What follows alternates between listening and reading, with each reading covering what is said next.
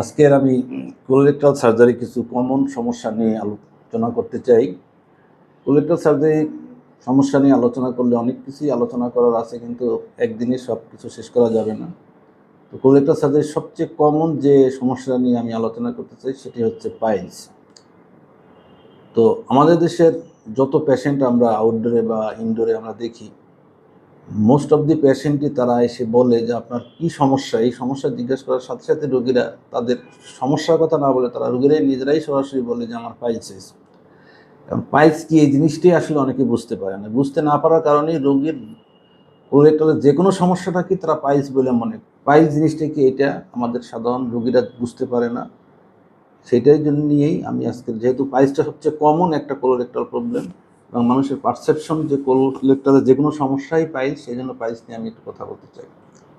তো পাইলস হচ্ছে এমন একটা রোগ যেটা হচ্ছে আমাদের বায়ুপথের চতুর্পাশে যে মাংস পিণ্ড আছে, ওখানে রক্তনালী আছে, এই রক্তনালীগুলো ফুলে গিয়ে ডাইলেটেড হয়ে ফুলে যায়, এবং যখন বেশি ফুলে যায় তখন ওখান থেকে অল্প একটু ঘর্ষণে বাথরুম কষা হইলে, অথবা অনেক সময় ঘর্ষণ ছাড়াই বাথরুমের রাস্তা দিয়ে ফ্রেশ তাজা রক্ত যায়। রুগীরা বলে যে রুগী বাথরুম করার সময় ফোঁটা ফোঁটা রক্ত পড়তেছে। অনেকে বলতেছে যে মুরগি জবাই করলে যেভাবে ছিটছিড়ায় রক্ত বের হয় ওই রকম রক্ত যাচ্ছে।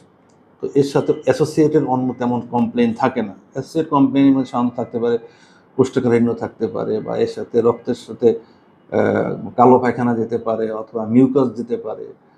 এগুলো সাধারণত থাকে না। রুগীর টয়লেট হ্যাবিটেরও সাধারণত চেঞ্জ হয় না। তো সেইটা আমরা কীভাবে ডায়াগনোসিস করতে পারি? এটা ডায়াগনোসিস মেনলি হচ্ছে ক্লিনিক্যাল। ক্লিনিক্যাল মানে হচ্ছে অন্য কোনো পরীক্ষা নিরীক্ষা লাগে না। আমরা বাথরুমের রাস্তার এক্সপোজ করে ডিআরই এবং প্রোক্টোস্কোপ নামে একটা মেশিন আছে ছোট্ট, এটা দিয়ে আমরা পরীক্ষা করি। আমরা ইজিলি ডায়াগনোসিস করতে পারি যে এটা পাইলস না অন্য কিছু। এখন যদি দেখা যায় যে পাইলস, দিলে পাইলসটাকে আমরা কয়েকটা ভাগে ভাগ করতে পারি, first degree, second degree, third degree, fourth degree. এটা হচ্ছে ইন্টারনাল পাইলস। আর কিছু পাইলস আছে যেটা এক্সটার্নাল পাইলস। এই পাইলসের ডায়াগনোসিসের পরে এখন আমাদের ডিসিশন যে পাইলস ডায়াগনোসিসের জন্য কি আমাদের ক্লোনোস্কোপি করতে হয়। ইউজুয়ালি পাইলস ডায়াগনোসিস করার জন্য ক্লোনোস্কোপি করতে হয় না।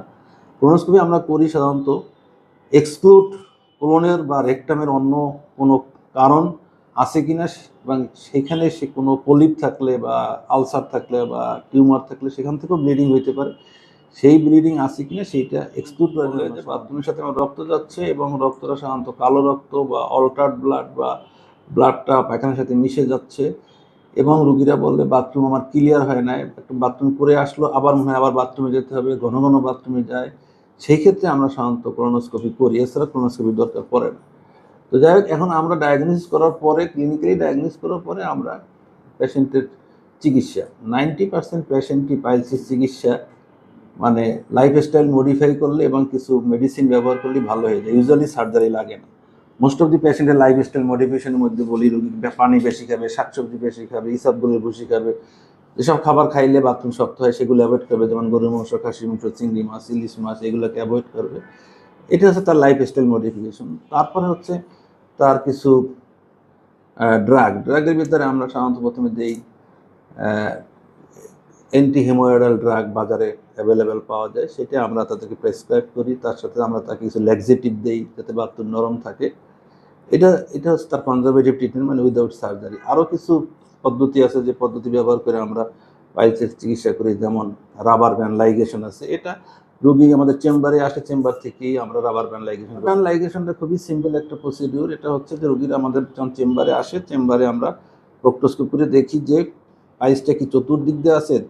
যদি সাধারণত একদিকে অথবা দুই দিকে থাকে, সাধারণত পাইলসটা 3টা পজিশন থাকে, 3, 7 এবং 11 উপলব্ধ পজিশন। এই 3 দিকে থাকলে 3 দিকেই সাধারণত একবারে রাবার ব্যান্ড লাইগেশন করা যায় না। করলে তখন রোগী বাথরুম করতে কষ্ট হয়, সিভিয়ার ব্যথা হয়। ইউজুয়ালি একটা সিঙ্গেল যদি মানে জায়গা থেকে বাথরুমের রাস্তার রক্তনালী ফুলে ওঠে বাইরে হয়ে আসে, সেক্ষেত্রে আমরা সাধারণত রাবার ব্যান্ড লাইগেশন করি। কিন্তু অনেক সময় 2 সাইডেও করা যায়, কিন্তু 2-এর অধিক করলে রোগী প্রচণ্ড ব্যথা হয়, বাথরুম করতে কষ্ট হয়। এই হচ্ছে কমপ্লিট করি। এটা 5-7 দিন পরে যে রাবার ব্যান্ড লাইগেশন মেইন হচ্ছে ব্লাড সাপ্লাই বন্ধ করে দেয়। তারপরে যে প্রোটিউডিং অংশটা থাকে ওটা স্ল্যাপ উঠে পড়ে যায়। এরপরে সাধারণত এরপরে সার্জারি লাগে না। এটাই মোটামুটি কমপ্লিট চিকিৎসা। আর কিছু চিকিৎসা আছে যেটাকে আমরা বলি ইনজেকশন দেয়, এক ধরনের স্ক্লেরোজিং এজেন্ট। এই পাইলসের বেজে দিয়ে দিলে ওইটা বার্ন আউট হয়ে একসময় স্ল্যাব আউট হয়ে পড়ে যায়। তবে এটা এখন অনেক মিসইউজ হয়। আমাদের দেশে অনেক রোগীরা কবিরাজদের কাছে যায়, কবিরাজ তো আসলে জানে না যে কোন লেভেলে কতটুকু স্কুলিং এজেন্ট দিতে হবে, তারা এত বেশি দিয়ে দেয় যে বার্ন আউট হয়ে পুরো রেকটাম স্ট্রিকচার হয়ে যায়। পরে দেখা যায় যে লিটল ফিঙ্গারও ইন্ট্রোডিউস করতে পারে না, রোগীর বাস্তন করতে কষ্ট হয়। তো এই ধরনের কবিরাজি চিকিৎসা আমাদের দেশের ম্যাক্সিমাম পাইলসের রোগীরা গ্রামে গঞ্জে করে থাকে।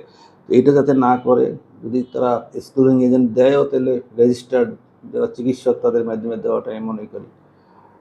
আর পাইলসের আরও কিছু চিকিৎসা আছে যেটাকে এখন সারা বাংলাদেশে ম্যাক্সিমাম রোগীরাই বেশি পছন্দ করে, সেটাকে বলে লঙ্গ।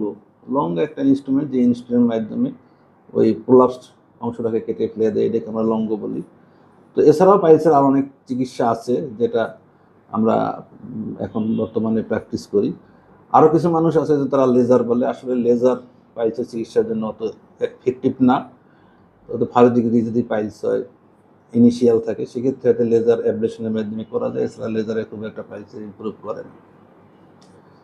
তো পাইলস নিয়ে আজকে এ পর্যন্তই।